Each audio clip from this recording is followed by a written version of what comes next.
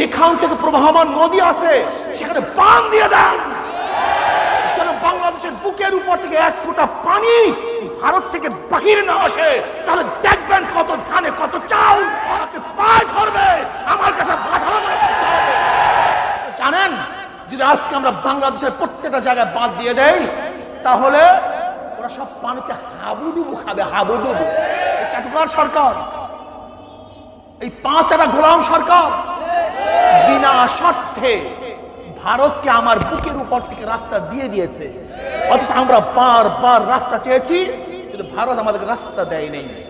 শুধু তাই নয়, আজকে তিস্তা নদীর ন্যায্য হিস্সা পাওয়ার জন্য বারবার দাবি উঠছে, কিন্তু আজ পর্যন্ত ভারত সরকার আন্তর্জাতিক আইনকে লঙ্ঘন করে আমাদের ন্যায্য হিস্সা দেয় নাই। আমিও বাংলাদেশ সরকারকে বলতে চাই, ভারতের কাছে আর পানি চাওয়ার দরকার নেই, বর্তমান যুগে আর পানি কোনো দরকার নেই। এটা এক সময় ছিল যখন ভাটা জোয়ারের ভিত্তিতে এদেশের কৃষি নির্ভর ছিল, ভাটা জোয়ারের পানির ভিত্তিতে এদেশের কৃষি নির্ভর ছিল, তখন পানির এত প্রয়োজন ছিল।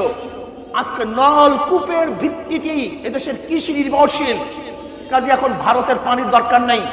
আমি সরকারকে বলবো, যেখান থেকে প্রবাহমান নদী আছে সেখানে বাঁধ দিয়ে দেন, যেন বাংলাদেশের বুকের উপর থেকে এক ফোঁটা পানি ভারত থেকে বাহির না আসে। তাহলে দেখবেন কত ধানে কত চাল বাঁধ দিয়ে দেন। ওদের পানির প্রয়োজন নাই। আগেকার কথা, আমাদের তৎকালীন সময় বাংলাদেশের গণমানুষের একমাত্র প্রাণ কেন্দ্র মোহাব্বতী লোক ভাসানী সাহেব, যিনি বাংলাদেশের একজন প্রিয় লোক ছিলেন, তিনি লং মার্চ করেছিলেন ফারাক্কাবাদের বিরুদ্ধে। তৎকালীন সময় যখন এদেশের কৃষি নির্ভর ছিল একমাত্র নদীর পানির উপরে, এখন আর নদীর পানির উপরে এদেশের মানুষ কৃষি নির্ভর করে না। আল্লাহ পাকের মেহেরবানিতে আমরা বর্ষা আসবে, বর্ষার সিজনে আমরা বর্ষা পাবো, পানি লেয়ার যতটুকু চলে যাবে, বর্ষার পানি আমাদের সেতুর লেয়ার বাড়িয়ে দেবে। আমাদের পানির প্রয়োজন নাই। আমি সরকারকে বলবো, বরং আমাদের প্রত্যেকটা নদীর মুখে বাঁধ দিয়ে দেন, তখন দেখবেন কত ধানে কত চাল ও আমাকে পায়ে ধরবে, আমার কাছে বাধা হবে, মাথা মাথা বাধ্য হবে। আপনি জানেন, যদি আজকে আমরা বাংলাদেশের প্রত্যেকটা জায়গায় বাঁধ দিয়ে দেই, তাহলে ওরা সব পানিতে হাবুডুবু খাবে, হাবুডুবু। কেন আপনি তো আজ করতে জানেন ভারতের পানির প্রয়োজন নেই? শুধু তাই নয়, আজকে ভারত আপনাকে কি দিয়েছে? আপনাকে আশ্বস্ত করেছে, আর আপনি সব উজাড় করে দিয়ে দিয়েছেন। আপনি শুধু আপনাকে ভারত আশ্বস্ত করেছে, আর আপনি সব কিছু দিয়ে দিয়েছেন। আজকে পাকিস্তানের সাথে ভারতের সবচেয়ে শত্রুতাপূর্ণ সম্পর্ক গোটা দুনিয়ার মধ্যে। পাকিস্তানের সাথে ভারতের সবচেয়ে শত্রুতাপূর্ণ সম্পর্ক, অথচ পাকিস্তানিরা ভারতের বর্ডারে অনুপ্রবেশকারী ভারতীয়দেরকে হত্যা করে, কিন্তু ভারত গুলি করে তাদেরকে হত্যা করতে সাহস পায় না, হত্যা করতে যায় না।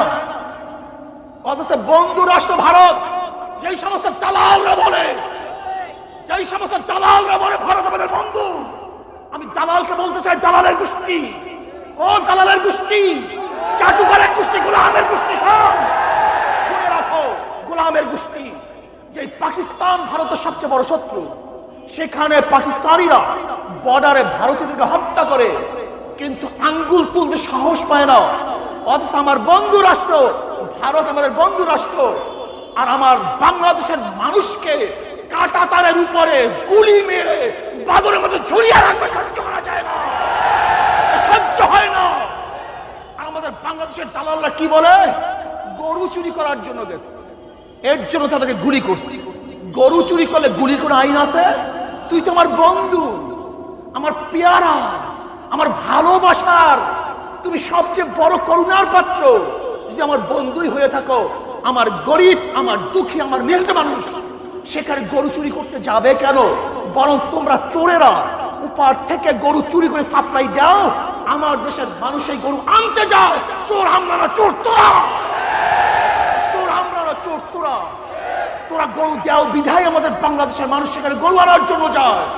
অথচ আমার দেশের মানুষকে, সেই ফেরানিকে কাটা তারের উপরে বাদরের মতো ঝুলিয়ে রাখবে, আর আমরা রক্ত নিয়ে বাঁচবো।